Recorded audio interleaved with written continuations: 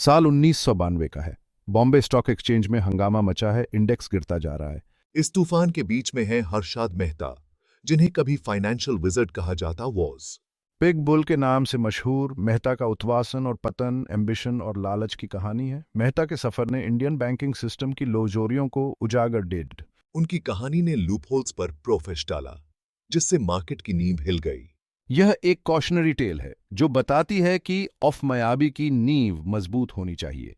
यह पारदर्शिता और जवाबदेही के महत्व की याद दिलाता है। मेहता की कहानी आज भी प्रासंगिक है। फाइनेंशियल मैलप्रैक्टिस के खिलाफ एक सबक के रूप में ऑफम करना।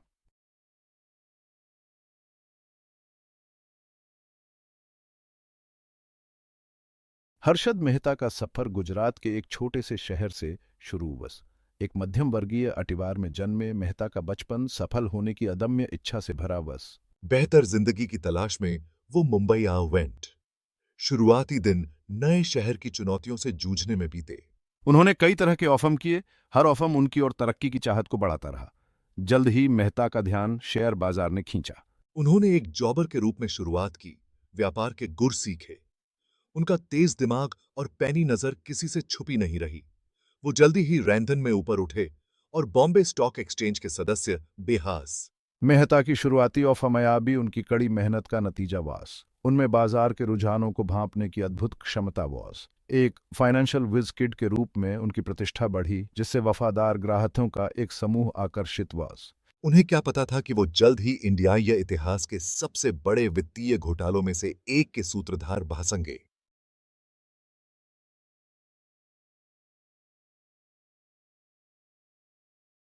1980 के दशक में भारत में आर्थिक उदारीकरण आया। शेयर बाजार अब ज्यादा लोगों तक पहुंचने लगा बॉस। हर्षद मेहता अपने हुनर से इस बाजार का फायदा उठाया। उन्होंने खुद को एक आर्थिक दूरदर्शी के रूप में प्रस्तुत डिड। मेहता की रणनीति सरल थी। कम दाम पर खरीदो, ज्यादा दाम पर सेल। उन्होंने कम कीमत वाले शेयरों को पहचाना और उनमें जमकर निवेश डिड। उनके इस आक्रामक तरीके ने इन्वेस्टर्स का एक बड़ा समूह आकर्षित डिड। मेहता ने अपने फायदे के लिए बाजार की भावनाओं को अपने हिसाब से मोल्डेड। इस दौरान आसान पैसा लोवाने के लालच में कई नए इन्वेस्टर बाजार में किए। मेहता आर्थिक उन्नति के कगार पर खड़े एक नए भारत के प्रतीक बन वेंट। हालांकि इस सफलता के पीछे छल का जाल बिछा हुआ बस।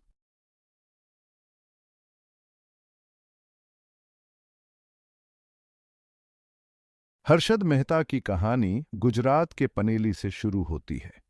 1954 में जन्मे हर्षद एक जिज्ञासु बच्चे थे। उनके अतिवार ने उन्हें कड़ी मेहनत का महत्व समझाया। पनेली में जीवन सरल था, मुंबई से बिल्कुल अलग। क्रिकेट मैच और गांव के मेले उनके बचपन के खास हिस्से थे। हर्षद को स्कूल में ज्यादा रुचि नहीं बस। उनका मानना था कि उनकी असली शिक्षा गुजरात के बाजारों में है। स्कूल के बाद हर्षद मुंबई चले वेंट। इस चहल पहल भरे शहर ने उन्हें उत्साहित और भयभीत दोनों डिड। वह जानते थे कि उन्हें और अधिक मेहनत और साहस से ओएफएम लेना होगा। उन्हें क्या पता था कि यही खूबियां उनके पतन का औफरन बहा संगी।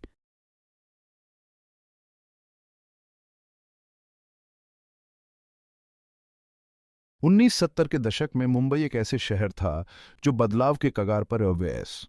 बदलाव की हवा लाखों लोगों की आकांक्षाओं को साथ लेकर चल रही बॉस। मेरे लिए यह शहर पनेली से बिल्कुल अलग वॉज। ट्रैफिक का शोर और भरी हुई सड़कें की आदत डालने में थोड़ा वक्त लगा। इस अफरा तफरी के बीच हर्षद ने मौका देखा। उन्होंने कई तरह के छोटे मोटे ऑफम किए, व्यापार में खुद को झोंक दिया। हर अनुभव ने बहुमूल्य सबक दिए। दुरिंगी दौरान मेरा सामना शेयर बाजार से वॉज। शुरुआत में यह रहस्य से घिरी हुई दुनिया की तरह लग रहा वॉज, लेकिन मेरी दिलचस्पी बढ़ गई। वो घंटों लाइब्रेरी में बिताते, फाइ हसन्स की किताबें पढ़ते।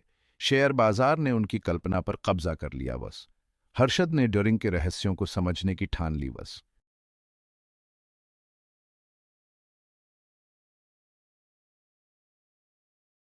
दलाल स्ट्रीट तक का सफर हर्षद मेहता के लिए आसान नहीं बस, लेकिन उनकी महत्वाकांक्षा उन्हें बॉम्बे स्टॉक एक्सचेंज में एक जॉबर के रूप में ले आई। मेरा ऑफएम सिर्फ इतना था कि ब्रोकर्स के लिए बाय और सेल ऑर्डर्स एग्जीक्यूट करूं।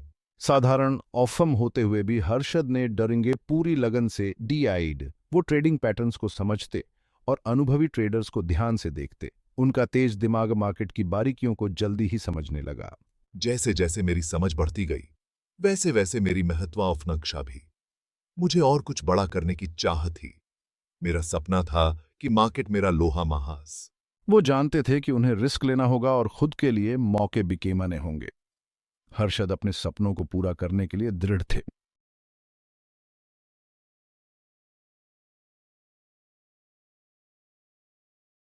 1980 के दशक की शुरुआत में भारत में आर्थिक उदारीकरण वॉज। शेयर बाजार ने ज्यादा लोगों को अपनी ओर आकर्षित करना शुरू कर दिया। हर्षद मेहता इस बाजार का फायदा उठाने के लिए बिल्कुल सही जगह पर थे। मुझे एहसास हुआ कि मुझे एक जॉबर से आगे बढ़ने की जरूरत है। 1984 में मैंने अपनी खुद की ब्रोकर्सेस फर्म ग्रोमोर रिसर्च शुरू दी। कम पूंजी और अटूट विश्वास के साथ उन्होंने अपनी पहचान बिकेमने की ठान ली। उनकी रणनीति थी कम आंके गए शेयरों की पहचान करना और ग्राहकों को निवेश करने के लिए मनाना। बाजार को पढ़ने की मेरी एक अद्भुत क्षमता वॉज। मैं कंपनियों पर बारीकी से रिसर्च करता था और बाजार की चाल का अध्ययन करता वॉज। उनकी सिफारिशें बुनियादी बातों की गहरी समझ पर आधारित होती वॉसन। उनके क्लाइंट उन पर और अपने निवेश पर भरोसा करते थे। ग्रोमोर रिसर्च स्मार्ट और एडवांटेजमंद निवेश का अत्याय बन गया।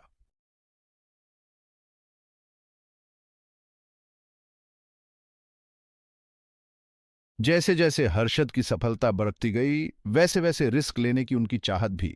वो ऐसे कंपनीज में अपॉर्चुनिटीज तलाशते थे जो ज्यादा फेमस नहीं थे। मुझे इंडिया या इकोनॉमी के पोटेंशियल पर पूरा भरोसा था। जहां लोगों को अनसर्टेनिटी दिखता था, मुझे वहां पोटेंशियल दिखता था। उनके अग्रेसिव इन्वेस्टमेंट स्टाइल से लोगों को चिंता होने लगी। दलाल स्ट्रीट के पुराने लोग उनके तरीकों पर सवाल उठाने लगे, लेकिन हर्षद ने किसी की अटवाह नहीं की। मुझे पता था कि किस्मत उनका साथ देगी जो रिस्क लेते हैं। हर्षद ने इन्फॉर्मेंट्स का बहुत बड़ा नेटवर्क बीके में लिया था। उन्हें अंदर की इन्फॉर्मेशन मिल जाती थी जिससे उन्हें बहुत फायदा होता था। वो इस इन्फॉर्मेशन का ड्यूरिंग तेमौल अपने फायदे के लिए करते थे। बढ़ते हुए स्टॉक प्राइसेस ने मुझे मार्केट विजर्ड बिकमा दिया। पैसा लुभाने की चाहत ने हर्षद को एक खतरनाक रास्ते पर ले जाकर खड़ा कर दिया।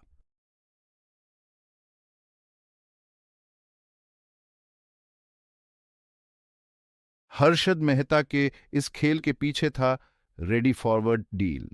आरएफ डील दो बैंक्स के बीच एक छोटे समय के लिए लोन एग्रीमेंट होता है। बैंक थोड़े समय के लिए बैंक बी को पैसे उधार देता है। ये डील गवर्नमेंट बॉन्ड्स के जरिए सिक्योर होता है। Simple enough, right? मैंने इस ट्रांजैक्शन में एक मौका देखा। इन डील्स को अंजाम देने के तरीके में ही ये चोर दरवाजा वॉस। उस समय एक सेंट्रलाइज्ड क्लियरिंग सिस्टम नहीं वॉस। सारे ट्रांजैक्शंस बैंक रिसीट्स के जरिए होते थे। डरिंगी लुवी का फायदा उठाया गया। मैं बैंक्स के बीच एक इंटरमीडियरी बन गया। मैंने बैंक ए को यत्न दिलाया कि मैं बैंक बी को रिप्रेजेंट करता हूं, और बैंक बी को यत्न दिलाया कि मैं बैंक ए को रिप्रेजेंट करता हूं। असली खेल यह था कि दोनों में से किसी भी बैंक को दूसरे बैंक की इन्वॉल्वमेंट के बारे में पता नहीं वॉज। हर्षद पैसे लेकर गायब हो जाता, बाद में सिक्योरिटीज देने का वादा कर अफोर। उस समय इलेक्ट्रॉनिक वेरिफिकेशन की सुविधा नहीं थी और हर्षद ने डोरिंगी का फायदा उठाया।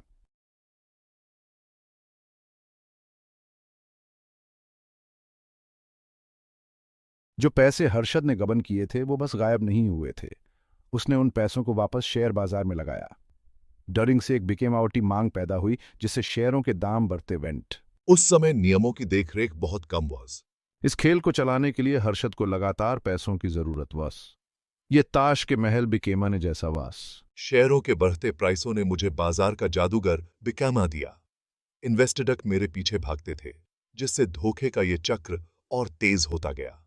हर्षद ने एक ऐसा माहौल बिकेमाया जहां उसके झूठ को बाजार सही ठहरा रहा बस।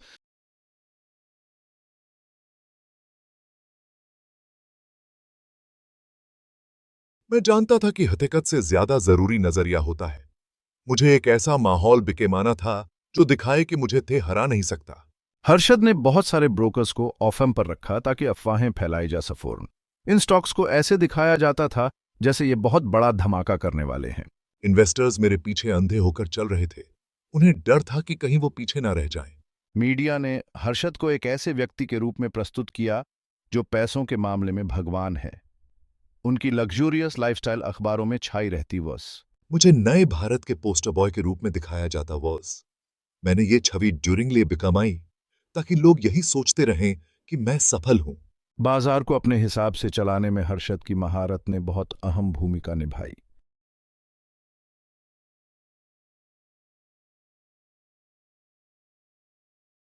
अपने चरम पर हर्षद मेहता दलाल स्ट्रीट के बादशाह थे। उनके हर कदम पर नजर रखी जाती थी और उसका विश्लेषण किया जाता वॉस। मैंने बहुत बड़ा धन लुभाया था और सबका ध्यान अपनी ओर खींचा वॉस। उनकी ब्रोकर्स फर्म ग्रोमोर रिसर्च एक वित्तीय शक्ति बन गई। राजहस्ता और उद्योगपति उनसे सलाह लेते थे। मैं नए भारत का प्रतीक बन गया वॉस। लेकिन उनके इस दिखावे में दरारें दिखने लगी वॉसन। जिस सिस्टम से उन्होंने छेड़छाड़ की वही उनकी बर्बादी का ऑफरन भास गया।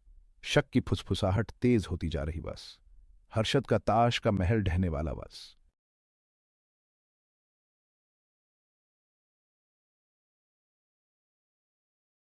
जैसे जैसे हर्षद मेहता का साम्राज्य बढ़ता गया वैसे वैसे लोगों को शक भी होने लगा। Journalists, particularly a tenacious financial writer named Sucheta Dalal, began to notice irregularities in the market.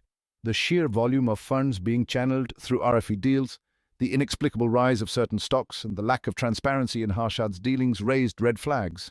मैंने और गहराई से जांच पड़ताल शुरू कर दी। बड़ी मेहनत से पजल के पीसेस को जोड़ने लगी। I interviewed brokers, bankers, and market analysts, slowly uncovering the intricate web of deceit that lay at the heart of Harshad's empire. The Times of India में छपे मेरे लेखों ने एक फाइनेंशियल जीनियस के रूप में बिकेमाई गई हर्षद की छवि को धीरे धीरे तोड़ना शुरू कर दिया। During ये दौरान बैंकिंग सिस्टम के अंदर भी चिंताएं बढ़ने लगी वॉसन। रिजर्व बैंक ऑफ इंडिया, जो कि देश का सेंट्रल बैंक है, उसने मनी मार्केट में असामान्य उतार चढ़ाव देखा। आरएफ डील्स की संख्या बहुत तेजी से बेअराज गई थी और कई बैंक्स के अकाउंट्स में गड़बड़ियां वसन। आरबीआई ने अपनी जांच शुरू कर दी। उन्हें इस बात का अंदाजा नहीं था कि वे कितने बड़े स्कैम का पर्दाफाश करने वाले हैं। हर्षद मेहता के लिए अंत की शुरुआत अप्रैल 1992 में हुई। पक्के सबूतों के साथ मैंने एक बहुत बड़ा खुलासा डेट। इस लेख ने इंडियाई वित्तीय तंत्र को हिलाकर रख दिया। बाजार गिरने लगा। घबराए हुए इन्वेस्टर्स अपना स्टॉक बेचने के लिए दौड़ पड़े, जिससे बहुत बड़ा क्रैश हुआ। आरबीआई ने पूरी जांच शुरू कर दी। उनके द्वारा बिकेमाया गया ताश का महल ढहने लगा। हर्षद, जिन्हें कभी फाइनेंशियल विजनरी माना जाता था, अब एक धोखेबाज के रूप में बेनौफब हो गए थे। उनकी केयरफुली कल्टिवेटेड इमेज टूट गई वॉज। 80 के दशक के आखिर तक हर्षद मेहता सिर्फ शेयर बाजार के खिलाड़ी नहीं रहे थे, वो खुद खेल बन चुके थे। वो अपनी ताकत के शिखर पर पहुंच चुके थे। ट्रेडिंग फ्लोर पर उनके नाम की गूंज वास। मेहता का प्रभाव ट्रेडिंग फ्लोर से कहीं आगे तक फैल चुका वास। वो एक वित्तीय भविष्यवक्ता बन गए थे। राजहस्ता और बॉलीवुड सितारे उनसे मेल मुलाकात करते थे।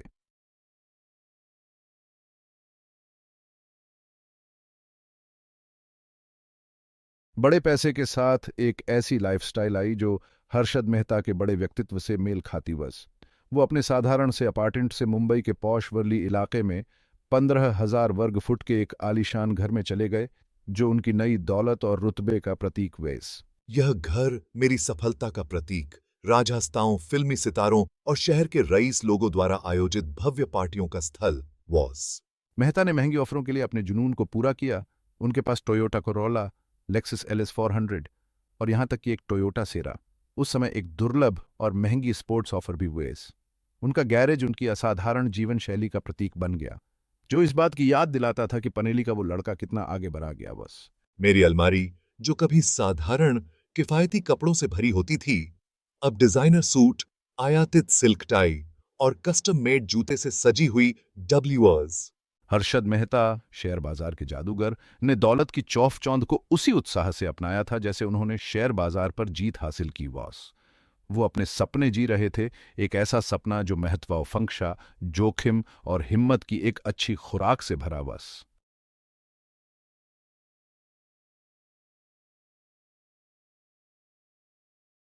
हर्षद मेहता का इतना बड़ा और तेजी से उठाना लोगों को हैरान भी कर रहा था। कुछ लोग उनके अफायल थे और कुछ लोगों को शक बस। कुछ लोगों के लिए मैं एक हीरो था, एक ऐसा आदमी जिसने खुद अपने दम पे ये मूव ऑफम हासिल किया, जिसने फाइनेंशियल वर्ल्ड के सिस्टम को चुनौती दी। वो लोग उनमें अपनी आस देखते थे। उनको यथन था कि दे भी आम इंसान अगर हिम्मत करे, अपॉर्चुनिटी को पहचाने तो कुछ भी कर सकता है। मुझे अक्सर स्टॉक मार्केट का अमिताभ बच्चन कहा जाता था, एक ऐसा चेहरा जो लोगों को अपनी ओर खींचता वॉज। उनकी कहानी, गरीबी से अमीरी तक पहुंचने की कहानी, लाखों लोगों को अपनी लगती थी, जो उन्हें एक बदलते हुए इकोनॉमिक माहौल में उम्मीद की किरण लगते थे। लेकिन कुछ लोग ऐसे भी थे जो मेरी ऑफ मयाबी को अलग नजर से देखते थे। वो उनके तरीकों पर सवाल उठाते थे, इनसाइडर ट्रेडिंग, मार्केट मैनिपुलेशन और गलत तरीकों के बारे में बातें करते थे। उनकी लग्जूरियस लाइफस्टाइल, राजहंसताओं से नजदीक और ज्यादा खर्चे की आदत ने लोगों के शक को और बढ़ा दिया। तो मैं क्या था? एक फाइनेंशियल जीनियस जिसने मार्केट को अपनी मुट्ठी में कर लिया था, या फिर एक धोखेबाज जो बेकसूर लोगों को लूट रहा था?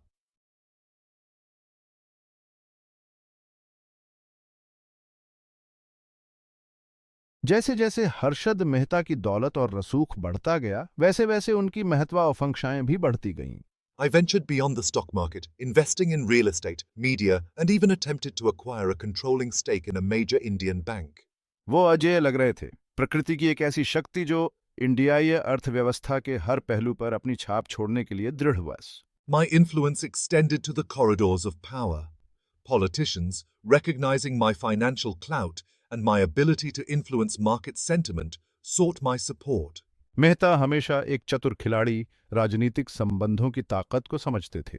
He cultivated relationships with prominent figures across the political spectrum, using his influence to further his business interests. My foray into the media was particularly noteworthy.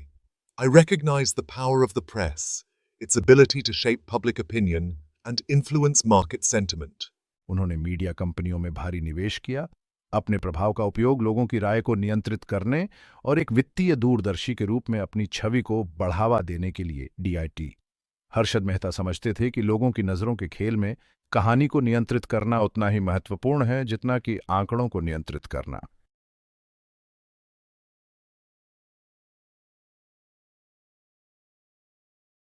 अपनी पावर के शिखर पर हर्षद मेहता अजेय लगते थे। उन्होंने बहुत बड़ा धन इकट्ठा कर लिया था, देश का ध्यान अपनी ओर खींचा था और अपनी शर्तों पर एक साम्राज्य खड़ा किया बस। लेकिन डूरिंग की सफलता में मेरे पतन के बीच थे घमंड। उनका अनियंत्रित आत्मविश्वास, ये विश्वास कि वह नियमों से एटे हैं, अंततः उनको ले डूबेगा। उनकी फिजूल खर्ची वाली लाइफस्टाइल, नियमों की खुल्लम खुल्ला अनदेखी और बढ़ता हुआ घमंड ने फाइनेंशियल कम्युनिटी के कई लोगों को उनसे दूर कर दिया। शक की आवाजें तेज होने लगीं। मेरे बेकामयाए हुए फसाद में दरारें ज्यादा स्पष्ट होने लगीं। हालांकि मेहता अपनी सफलता में अंधे होकर आते तूफान से बेखबर रहे। वह अपनी ताकत को अटकते रहे, अपनी अजेयता पर भरोसा करते रहे। लेकिन मैं जितना ऊपर चढ़ता गया, गिरने के लिए उतना ही ज्यादा नीचे गिरना वॉज। उनका साम्राज्य जो धोखे और हेरफेर की नींव पर बिकेमिया था, अस्थिरवश। गिरावट जब आई तो तेज और क्रूर थी, जिसने इंडियाई वित्तीय प्रणाली की नींव को हिला दिया। सन 1991 इंडियाई अर्थव्यवस्था एक नए युग के कगार पर उदारीकरण की हवाएं पूरे देश में बह रही वसन। बॉम्बे स्टॉक एक्सचेंज एक अभूतपूर्व तेजी का गवाह बन रहा वॉस। बागडोर संभाले हुए थे हर्षद मेहता, दलाल स्ट्रीट के बिग बुल। जहां इन्वेस्टर जश्न मना रहे थे, वहीं कुछ लोग इस तेजी की स्थिरता पर सवाल उठा रहे थे। बाजार में हेरफेर की अफवाहें फैलने लगीं। एक युवा पत्रोफर सुचेता दलाल को एक गुप्त सूचना मिली। डरिंग में बैंक रसीदों और सरोफरी प्रतिभूतियों से जुड़े एक बड़े घोटाले का इशारा वस। उत्सुक होकर मैंने सच्चाई का पता लगाने के लिए एक सफर शुरू डेट। सुचेता दलाल अपने जर्नलिस्टिक इंस्टिंक्ट्स के साथ फाइनेंस की पेचीदा दुनिया में उतर गईं। उन्होंने डॉक्यूमेंट्स को समझने और सोर्सेज से बात करने में घंटों बिताए। धोखे की नींव पर बिकेमिया मेहता का एम्पायर अब बिखरने लगा वॉस। उन्होंने बैंकिंग सिस्टम के रेगुलेटरी फ्रेमवर्क में एक लूप होल का फायदा उठाया। जैसे जैसे दलाल पजल को सुलझा रही वॉसन, उन पर बहुत दबाव डाला जाने लगा।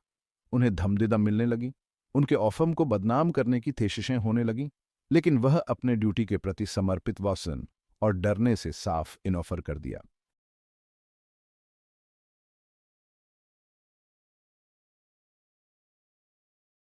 तेईस अप्रैल 1992 को टाइम्स ऑफ इंडिया ने सुचेता दलाल का बहुत बड़ा खुलासा छापा, जिसमें हर्षद मेहता के घोटाले के बारे में बताया गया वॉस। इस खबर ने पूरे देश को हिला दिया और मेहता के अजेय होने के भ्रम को तोड़ दिया। पूरी दुनिया देख रही थी जैसे जैसे धोखे का जाल टूट रहा था और एक ऐसे सिस्टम की लोजोरी सामने आ रही थी जो ट्रस्ट और ट्रांसपेरेंसी पर बिकेम ए वॉज। इस खुलासे से स्टॉक मार्केट बहुत तेजी से गिर गया। लोगों में दहशत फैल गई क्योंकि उनका पैसा रातों रात डूब गया। सेंसेक्स, जो कि बॉम्बे स्टॉक एक्सचेंज का बेंचमार्क इंडेक्स है, बहुत तेजी से गिरा और मार्केट कैपिटलाइजेशन में करोड़ों रुपए डूब वेंट। इंडियन फाइनेंशियल सिस्टम की नींव हिल सी गई क्योंकि पूरा देश इस घोटाले से जूझ रहा बस। देश के central bank, reserve bank of India ने इस घोटाले की पूरी जांच शुरू कर दी। इस जांच से मेहता की मैनिपुलेशन का पता चला, जिसमें कई बैंकों और फाइनेंशियल इंस्टीट्यूशंस का हाथ वास। इस घोटाले ने इंडियन बैंकिंग सिस्टम की लोजोरियों को एक्सपोज कर दिया और ये बात सामने आई कि स्ट्रिक्टर रेगुलेशंस और ज्यादा ट्रांसपेरेंसी की जरूरत है।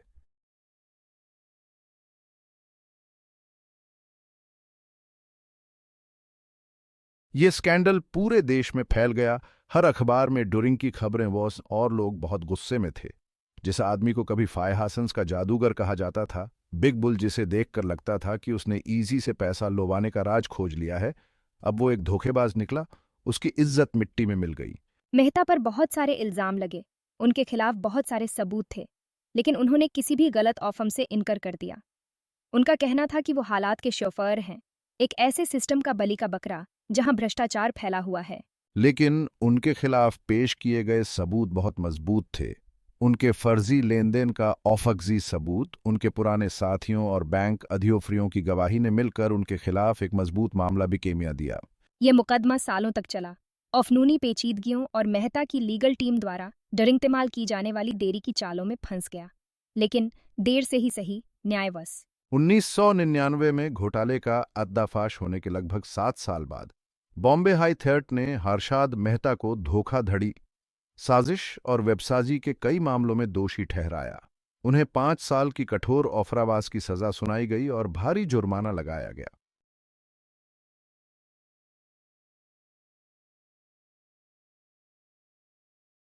हर्षद मेहता स्कैम ने इंडियन फाइनेंशियल सिस्टम पर एक अमिट छाप छोड़ी। डरिंग ने तेजी से बढ़ती अर्थव्यवस्था की लोकजोरियों को उजागर किया, जो उदारीकरण से जूझ रही थी और एक जटिल वित्तीय बाजार को विनियमित करने की चुनौतियों का सामना कर रही वॉस। इस घोटाले के ऑफरन बैंकिंग क्षेत्र में महत्वपूर्ण सुधार हुए, जिसमें डिमेटेरियलाइज्ड ट्रेडिंग की शुरुआत, आरएफ सौदों के लिए सख्त नियम और भविष्य में इस तरह के बड़े पैमाने पर हेरफेर को रोकने के लिए निगरानी तंत्र को बढ़ाया गया। मेहता का पतन एक युग के अंत का प्रतीक था। इंडियाई शेयर बाजार में अनियंत्रित अटकलों और अनियंत्रित महत्वाकांक्षा का युग। ये एक कठोर अनुस्मारक के रूप में ऑफर करता था कि सबसे अतिष्कृत वित्तीय प्रणालियां भी लालच और हेरफेर के प्रति संवेदनशील हैं। हालांकि दोषी ठहराया गया और सजा सुनाई गई।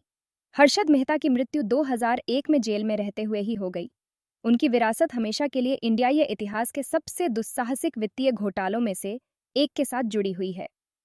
उनकी कहानी एक सतर्क कहानी है, पारदर्शिता, जवाबदेही के महत्व और वित्तीय मार्केटों की अखंडता की रक्षा के लिए मजबूत नियामक ढांचों की आवश्यकता का एक अनुस्मारक। 1999 में बॉम्बे हाई कोर्ट का दोषी करार देना एक महत्वपूर्ण जीत वॉस। फिर भी न्याय के पहिए धीरे धीरे मुड़े। मेहता ने अपना नाम साफ करने की ठान ली थी और उन्होंने अपनी सजा के खिलाफ अपील दे। वह जेल की थैठरी में ही बंद रहे। जेल में भी मेहता एक रहस्य बिकेमिए रहे।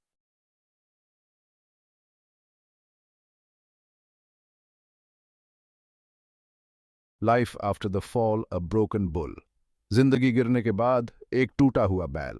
Prison life was a far cry from the opulent world Harshad Mehta had built for himself. Harshad Mehta ने अपने लिए जो आलिशान दुनिया बिकेम आई थी, जेल की जिंदगी उससे देशों दूर was. Stripped of his wealth and influence, he was just another inmate, subject to the harsh realities of prison life.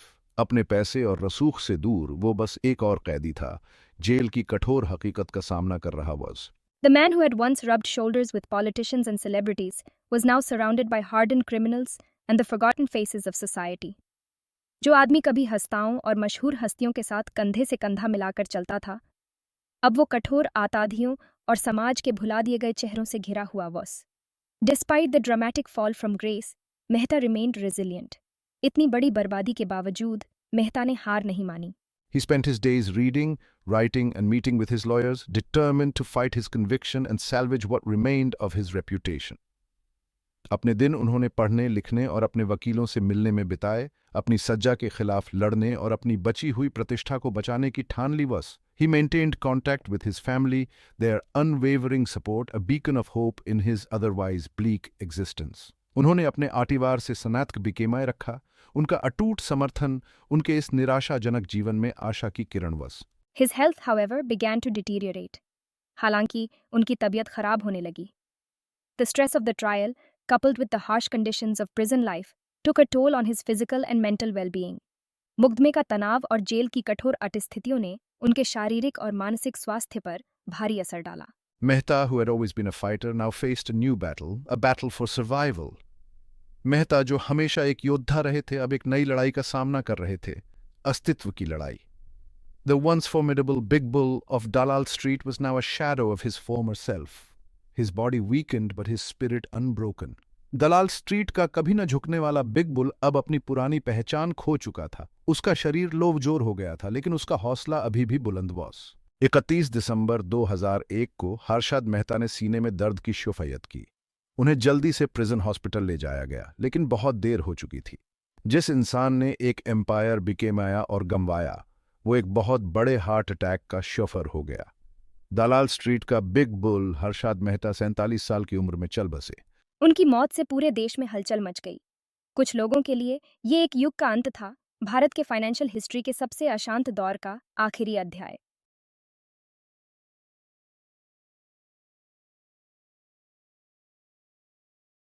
Harshad Mehta scam को बहुत समय हो गया है, लेकिन उसके निशान आज भी इंडिया वित्तीय सिस्टम पर बिकेमे हुए हैं. उनके स्कैम की हिम्मत, हेराफेरी का पैमाना और उसके बाद जो मार्फोर्ड क्रैश हुआ, उसके झटके आज भी महसूस किए जाते हैं. यह एक कड़ी चेतावनी थी, एक सबक कि कैसे लालच और धोखा सबसे मजबूत सिस्टम को भी लोभजोर बिकेमा सकते हैं. छोटे इन्वेस्टर जो जल्दी अमीर होने के सपने देख रहे थे, उनको सबसे ज्यादा नुकसान हुआ. बहुत लोगों की जिंदगी भर की लोवाई डूब गई. मार्फोर्ड क्रैश ने उनके आर्थिक सुरक्षा के सपनों को चूर चूर कर दिया. शेयर बाजार में विश्वास, जो अभी नया नया ही बिके में था, बिल्कुल टूट गया. आम आदमी, जो दलाल स्ट्रीट के आकर्षण में बंध गया था, अब शक और अविश्वास की नजर से देखता है. इस घोटाले ने इंडिया बैंकिंग सिस्टम पर भी औफला साया डाल दिया. जिस ईजी से मेहता ने आरएफ सौदों में खामियों का फायदा उठाया, उसने सिस्टम की लोभजोरियों को उजागर कर दिया. ड्यूरिंग से नियमों और निगरानी में बदलाव की जरूरत महसूस हुई. इस स्कैंडल के बाद डिमैटेरियलाइज्ड ट्रेडिंग शुरू हुई. बैंथन के बीच उधार देने के लिए सख्त नियम बिके में, और भविष्य में ऐसे घोटालों को रोकने के लिए निगरानी के तरीके बेहतर हुए. Harshad Mehta scam Indian stock market के लिए एक बहुत बड़ा मोड़ वॉज. इस स्कैम की वजह से ऐसे बदलाव हुए जिनसे मार्फोर्ड मजबूत हुआ और लोगों का भरोसा फिर से ऑफियम वॉज. इलेक्ट्रॉनिक ट्रेडिंग, डिमैटेरियलाइज्ड शेयर्स और टोबी की सख्त निगरानी ने पारदर्शिता लाई. इस स्कैम ने फाइनेंशियल लिटरेसी के महत्व को उजागर डिट.